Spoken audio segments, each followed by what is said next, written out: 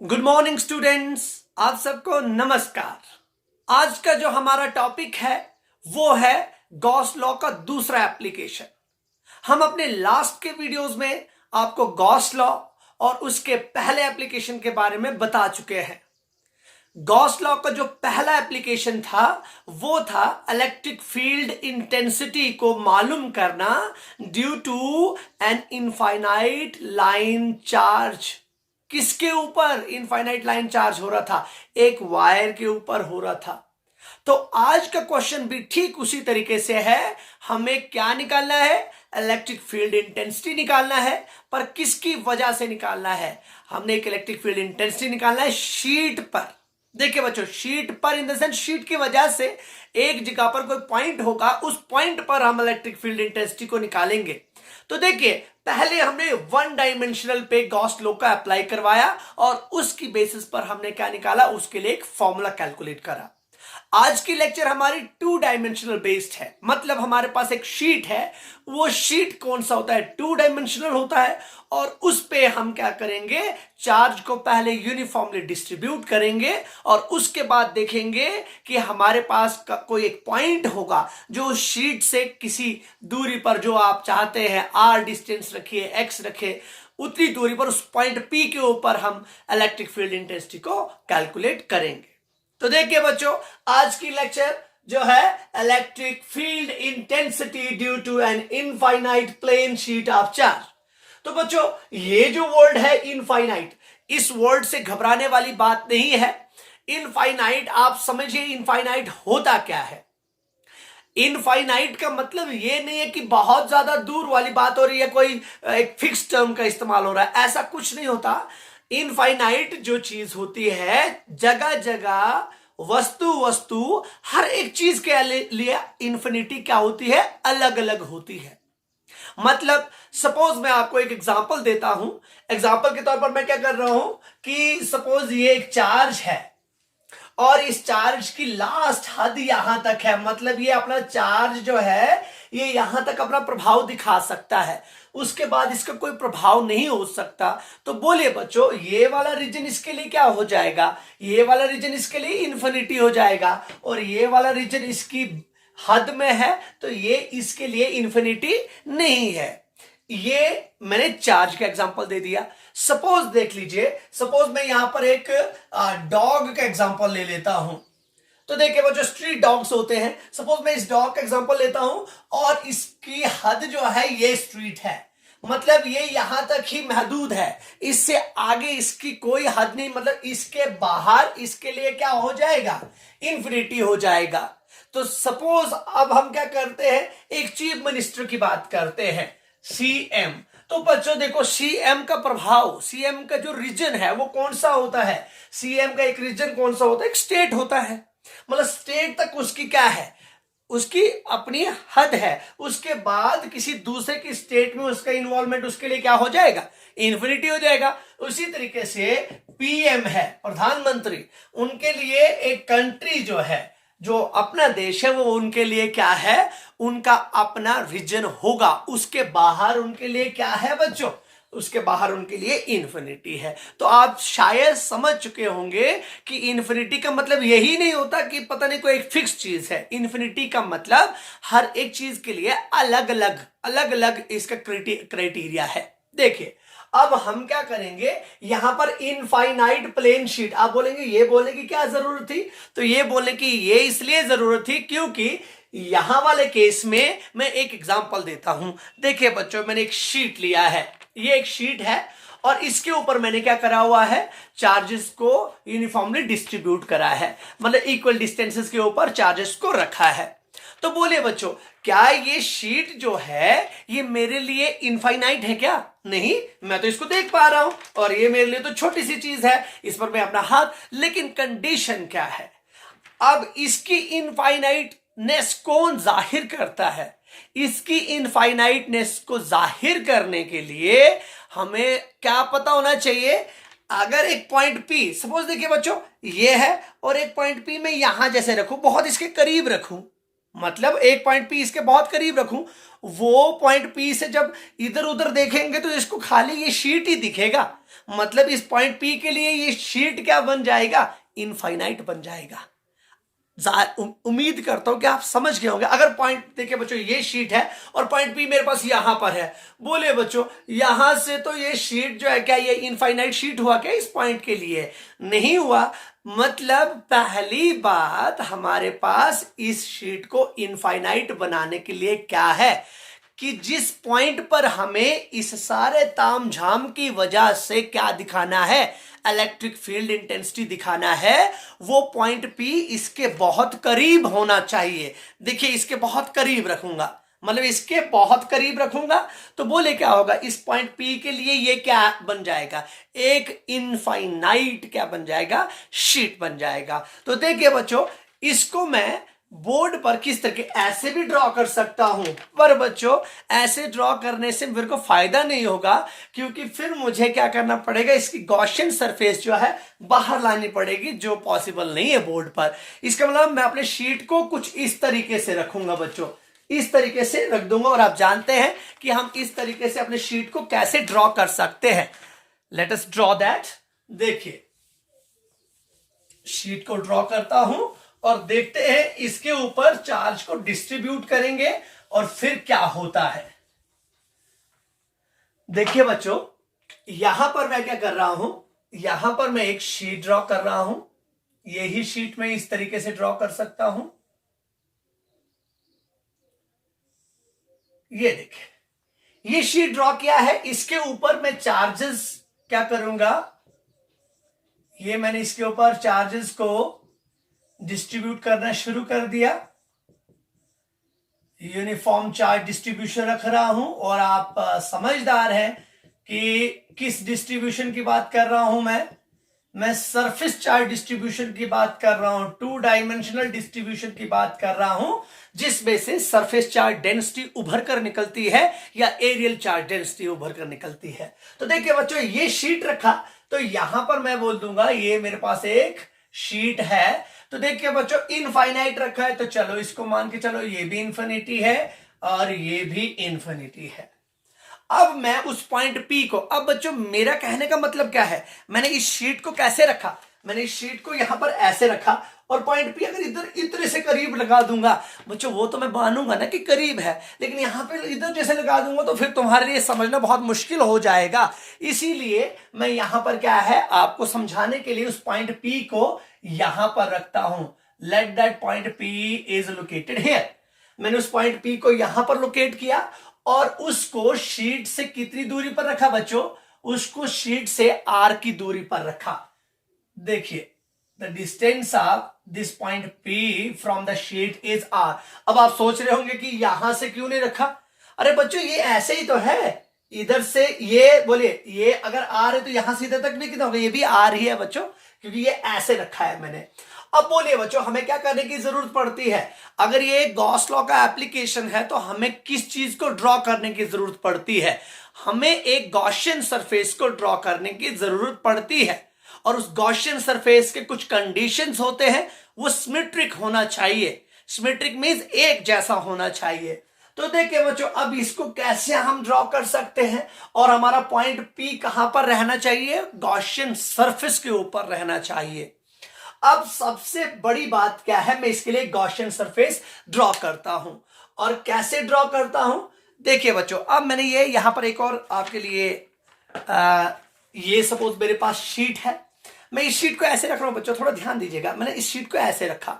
मतलब अगर मेरे को इस पॉइंट पर निकालना है तो मैं यहां पर एक गिलास रख देता हूं इस तरीके से। देखिए अब बच्चों ये शीट के ऊपर वाली साइड का गिलास है, क्या सिमेट्री हुई, क्या शीट तो कोने पे रह गया, ये गिलास ऊपर वाली साइड डाल दिया, इसका सिमेट्री क्या चाहिए, एक गिलास इसके नीचे वाली साइड भी चाहिए।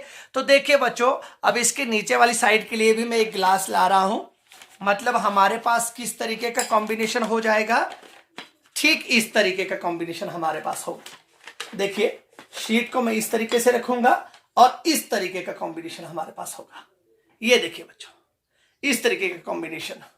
तो बोले बच्चों अब मेरे शीट मतलब मैं ये चाहता हूं इस तरीके से, तो मतलब मेरे पास गॉसियन सरफेस कैसी हो सकती है? गॉसियन सरफेस आधा इस साइड से सिलेंडर, आधा इस साइड से सिलेंडर, इसका मतलब तभी सिमेट्रिक बिहेवियर आया, आधा ये और आधा ये। अब देखिए बच्चों कैसे मैं बना सकता हूं, मैं वहां पर ड्रॉ करूंगा, इसको अच्छी तरीके से देख लीजिएगा क्योंकि ये बहुत काम आने वाला अभी भी। देखिए अब हम क्या करने वाले हैं, यहां से एक क्या बना देते हैं, इसके लिए एक गॉसियन सरफेस ड्रॉ कर देते हैं। मतलब इस तरीके से मैंने गॉसियन सरफेस ड्रॉ कर दी, इसको थोड़ा सा बड़ा कर दीजिए। ये देखिए एक और चार्ज डिस्ट्रीब्यूशन को डाल दीजिए। अब यहां से देखिए जितनी डिस्टेंस आर पर ये रखा है उतनी ही डिस्टेंस पर इधर भी होना चाहिए। मतलब सपोज मैं यहां जैसे रख देता हूं और सिमेट्रिक नेचर का होना चाहिए, तो यहां पर भी मैंने क्या कर दिया, इस साइड से भी। तो बोलिए बच्चों अगर इमेजिनरी देखा जाए तो ऐसे सिलेंडर आ गया ये वाला, तो ये मेरे पास एक गॉसियन सरफेस ड्रॉ हो चुकी है। अब बच्चों गॉसियन सरफेस अगर ड्रॉ हो चुकी है तो हमें देखना पड़ेगा कि हमारे पास गॉसियन सरफेस के ड्रॉ होने पर अगर मैंने इसको सिलेंड्रिकल रखा है तो देखिए एक एरिया ऑफ क्रॉस सेक्शन ये होगा और दूसरा एरिया ऑफ क्रॉस सेक्शन ये होगा। लेकिन हमें एक चीज के बारे में पता होना चाहिए कि पॉजिटिव चार्ज क्या करता है बच्चों। पॉजिटिव चार्ज की वजह से इलेक्ट्रिक फील्ड इंटेंसिटी का डायरेक्शन कैसा होता है, आउटवर्ड्स डायरेक्शन में होता है। और बच्चों हमें इस पॉइंट P पर दिखाना है, तो हम जानते हैं ये पॉइंट P कहां पर है बच्चों। देखो मैंने ऐसे किया था, मतलब ये वाला कोना है, इस वाले कोने की बात हो रही है। पॉइंट P यहां पर सरफेस पर लोकेट कर रहा है। मतलब अगर इस सरफेस के ऊपर पॉइंट P है तो इसका जो है अगर मैं छोटा सा यहां पे छोटा सा एरिया लूं, मतलब ये पूरा एरिया ये है, ये पूरा एरिया दूसरे वाले गिलास का दूसरा वाला पोर्शन है। मतलब मेरे पास चार्ज यहां से जाता तो आउटवर्ड डायरेक्शन, यहां से इस साइड डायरेक्शन में जाएंगे। ये देखिए मतलब चार्ज का इलेक्ट्रिक फील्ड ऐसे ऐसे इलेक्ट्रिक फील्ड आगे जाएगा। अब इधर जाएगा तो इधर भी तो जाएगा, इस साइड इस साइड। अब मैं वही ड्रॉ करने जा रहा हूं बच्चों। इसका मतलब इलेक्ट्रिक फील्ड इंटेंसिटी का डायरेक्शन, इलेक्ट्रिक फील्ड लाइंस ये होंगी, these are the electric field lines, इस तरीके से। और ये इलेक्ट्रिक फील्ड कैसा होगा बच्चों, this electric field will be uniform, ये यूनिफॉर्म होगा, थोड़ा आगे पीछे एरोज लग गए पर ये यूनिफॉर्म है, ठीक है। और इसी डायरेक्शन में इधर भी निकालेंगे, ये देखिए ये भी इस साइड डायरेक्शन में आ गया। अब बोलिए बच्चों अब क्या होगा, ये इलेक्ट्रिक फील्ड लाइंस हैं।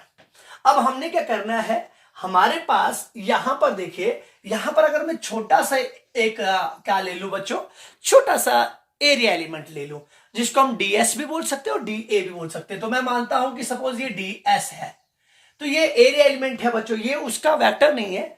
तो अगर ये ds है, चलो आप कंफ्यूज हो जाएंगे, यहां पर मैं ds यहां पे लिख देता हूं, ये ds है। और बच्चों इसका एरिया वेक्टर कहां जाएगा, बाहर वाली साइड। तो देखिए ये इस डायरेक्शन में जाएगा, ये सारे के सारे एक ही, मतलब ये इलेक्ट्रिक फील्ड इंटेंसिटी का डायरेक्शन ये है और ds वेक्टर का डायरेक्शन भी ये है।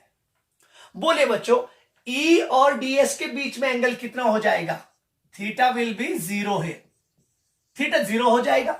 और इस डायरेक्शन में भी E इधर है और यहां पर भी अगर छोटा सा ds ले लिया जाए उसका डायरेक्शन भी इधर होगा, तो इसके बीच में भी थीटा कितना हो गया, 0 हो गया। मतलब बच्चों अब ध्यान दीजिएगा, अब मैंने इन दोनों के दोनों ग्लासेस को ऐसे रखा था, ये मेरे पास एक गॉसियन सरफेस थी। देखिए बच्चों बोले इसके बीच में क्या है, इसके बीच में तो वो है ना शीट है। तो बोलिए ये एक सिलेंडर है, ये एक सिलेंडर बन चुका है। अगर ये सिलेंडर है तो ये वाली सरफेस को क्या बोला जाता है, कर्व्ड सरफेस। और ये वाले सरफेस कौन से आ गए, टॉप और बॉटम जिसको हम कहते हैं। तो बोले बच्चों अगर ये वाला एरिया क्रॉस सेक्शन अगर A है तो ये वाला भी क्या हो जाएगा, A। मतलब अगर ये A है तो ये भी A होगा, तो उसको भी मैं लिख देता हूं A एंड A, मतलब complete area cross sections A and A। अब देखिए अब जब एंगल्स की बात हो रही है, मतलब हमें गॉस लॉ कहां पर प्रयोग करना होता है, जहां पर फ्लक्स की बात आती है। मतलब इसका एक कर्व्ड सरफेस, एक ये वाला एरिया क्रॉस सेक्शन, एक ये वाला एरिया क्रॉस सेक्शन। ये यहां पर कैसे है बच्चों, ये यहां पर इस तरीके से है, इस तरीके से है। बोले बच्चों इसका मतलब यहां पर लाइंस तो भाई इधर जा रही, देखो इधर जा रही है, इधर जा रही है। क्या ये कर्व्ड सरफेस जो है वो फ्लक्स में पार्ट लेगी? तो जाहिर सी बात है नहीं लेगी। क्यों नहीं लेगी? क्योंकि कोई लाइन तो पास ही नहीं करेगी ना इस सरफेस से। लेकिन इसका उल्टा किस में होता था जब इनफाइनाइट लाइन चार्ज की बात करते थे? इसका मतलब यहां पर ये वाला एरिया क्रॉस सेक्शन और ये वाला एरिया क्रॉस सेक्शन पार्ट लेगा। पर हमें कैसे करना है? हम दोबारा से 3 ले लेंगे। एक तो ये ले लेंगे ये वाली कर्व्ड, और एक ये ले लेंगे और एक ये ले लेंगे। तो इसका मतलब हम यहां पर 3 सरफेसेस को बनाते हैं। There are 3 surfaces. देखिए this is surface number 1, this is surface number 2 and this is surface number 3। तो बोले बच्चों 1 कौन सी सरफेस है? 1 सरफेस है हमारे पास फ्लैट सरफेस, 2 भी हमारे पास फ्लैट सरफेस, और जो 3 है हमारे पास वो क्या है बच्चों? वो हमारे पास कर्व्ड सरफेस है। तो बोलिए हमारे पास ये एंगल, देखिए कर्व्ड सरफेस के लिए क्या होगा? कर्व्ड सरफेस के लिए देखिए ई का डायरेक्शन तो ये है, लेकिन इसका जो आपके पास एरिया वेक्टर होगा उसका डायरेक्शन तो ये होगा ना। इसके लिए इनके बीच में एंगल क्या आ जाएगा? 90 डिग्री। तो जब ds की बात और e और ds की बात की जाएगी किसके लिए? यहां पर लिखूंगा मैं एंगल्स या एंगल इन बिटवीन किस किस के बीच में बच्चों? ds एंड मतलब area vector and electric field intensity for flat surface. Flat surface is 0। Flat के लिए दोनों के लिए कितना है? 0 है। एंड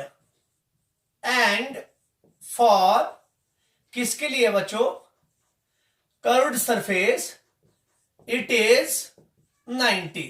मतलब कर्व्ड सरफेस के लिए कितना है? 90। आप सोचोगे इधर ही, अरे भाई इधर भी तो वैसा ही है, यहां पर भी तो 90 है, यहां पर भी तो 90 है। जहां पर भी जाओगे बच्चों कितना आएगा? इस साइड से, इस साइड से 90।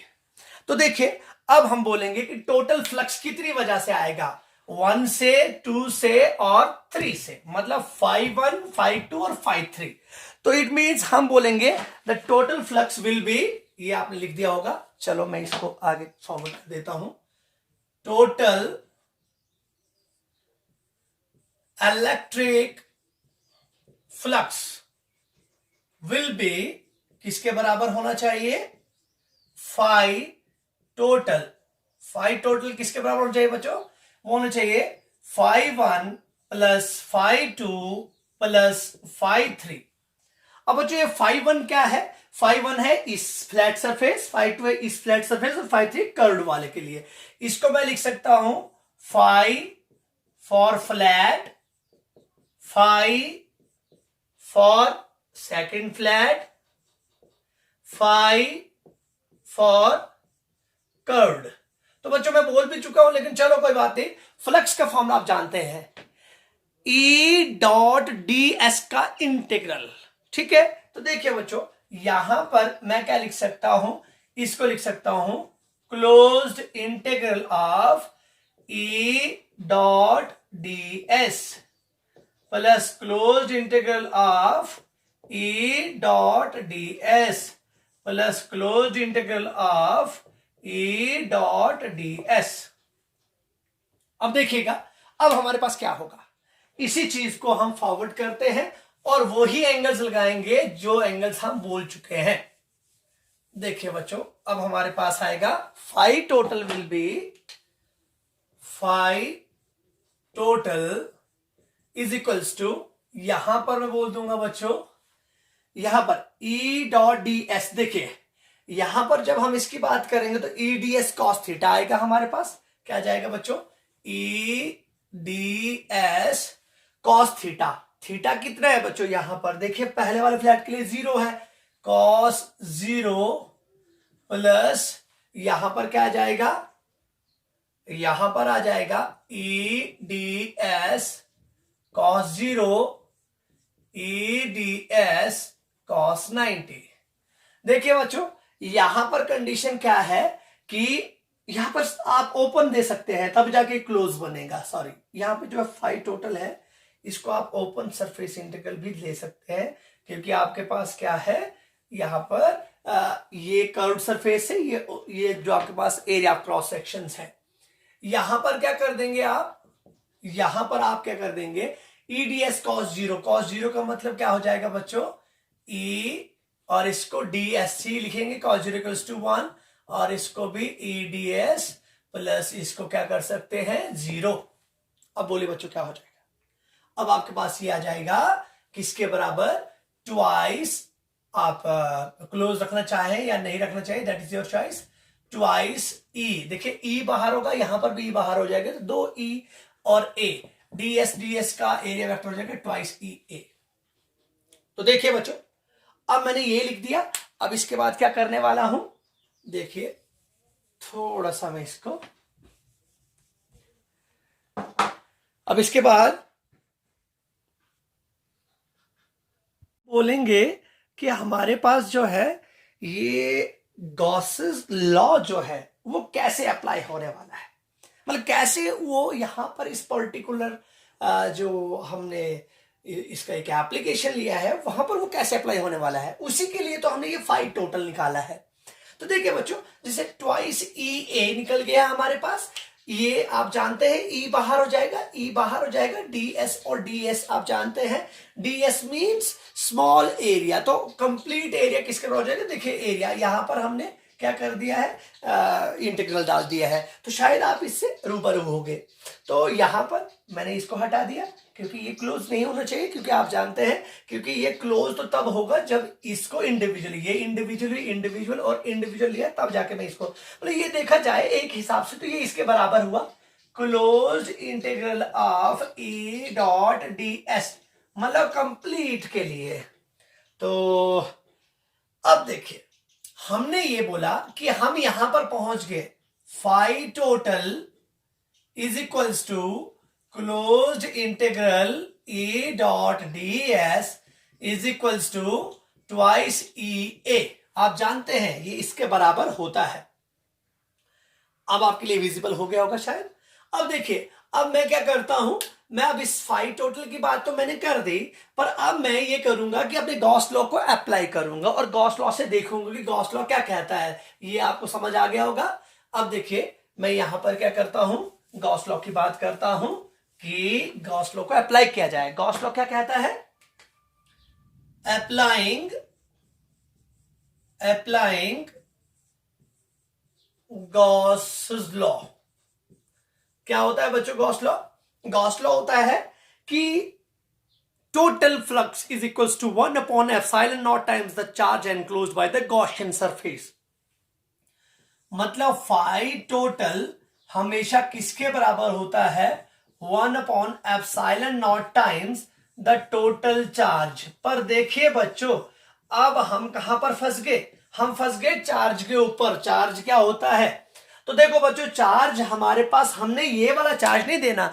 अब इसको दोबारा से मैं एग्जांपल ले लूंगा, जैसे मैंने ये कर दिया है, तो इसके ऊपर देखिए, इसके ऊपर मैंने ऐसे कर दिया सपोज, तो बोलिए बच्चों हमारे पास क्या हो जाएगा, जो चार्ज इस गॉसियन सरफेस के अंदर है उसी चार्ज को कंसीडर करेंगे, उसके बाहर वाला चार्ज रोल ही नहीं लेगा, यहां पर उसका कोई रोल नहीं है यहां पर। तो बोले बच्चों कैसे निकलेगा, हम नहीं जानते, अगर हमें कंप्लीट बोला जाए तो हम क्यों बोलते, लेकिन इसके लिए हमने एक चीज पढ़ी है, उसको बोला जाता है एरियल चार्ज डेंसिटी आर, दूसरा नाम क्या था, सरफेस चार्ज डेंसिटी, जिसको बोला जाता है चार्ज पर यूनिट एरिया। मतलब उसके लिए हमने बोला है कि हम जानते हैं कि हमारे पास सिग्मा जो होता है, मतलब सरफेस चार्ज डेंसिटी जो होती है वो किसके बराबर होती है, चार्ज पर यूनिट एरिया। तो बच्चों हम किस एरिया, जितना एरिया हमें चाहिए, हमने इतना एरिया माना तो इसीलिए ये डाल दिया।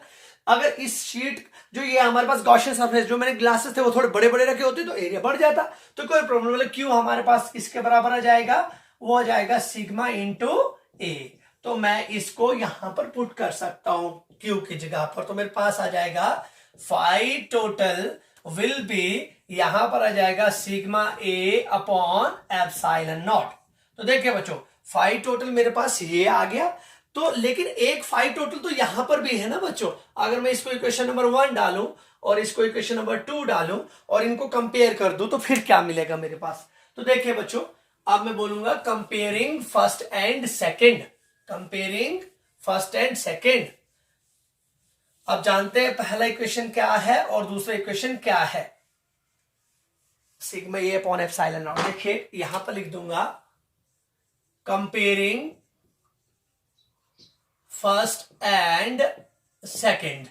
तो बच्चों दोनों में क्या आया था, फाई था, मतलब नेट फ्लक्स था। तो पहले वाले को आप देखते हैं वो था twice E A is equals to, जो दूसरा वाला मैंने अभी अभी आपको लिख के दिया कि हमारे पास गॉसेस लॉ से क्या आता था, क्यू की जगह पे हमने सिग्मा ए लिखा था, sigma A upon epsilon not.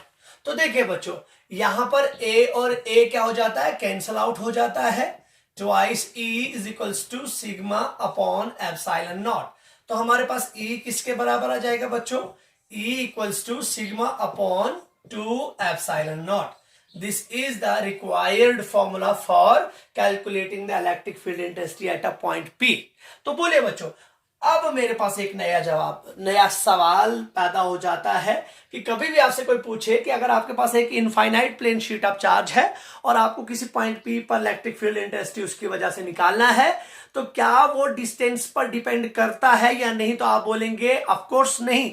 बोले बच्चों फॉर्मूले में कहीं आर है, नहीं है। अगर ये पॉइंट पी यहां पर नहीं बल्कि यहां पर होता तो बोले क्या कोई चेंज आता, नहीं आता, क्योंकि हमारे पास खाली क्या चाहिए, हमारे पास खाली सिग्मा चाहिए, सरफेस चार्ज डेंसिटी चाहिए और एप्सिलॉन नॉट चाहिए। बोले बच्चों एप्सिलॉन नॉट प्लेस करने का मतलब क्या है, एप्सिलॉन नॉट प्लेस करने का मतलब यह है कि हमने माना है कि शीट के आगे पीछे क्या है, या तो वैक्यूम है या तो एयर है। अब जानते हैं हमने एयर और वैक्यूम के लिए आपको थोड़ा सा कुछ बोला भी था कि एयर और वैक्यूम में क्या होता है, थोड़ा सा स्लाइड चेंज आती है। तो this is all about the electric field intensity for a point which is located at a distance r, which is very small, on the basis of which we can conclude that sheet is infinite.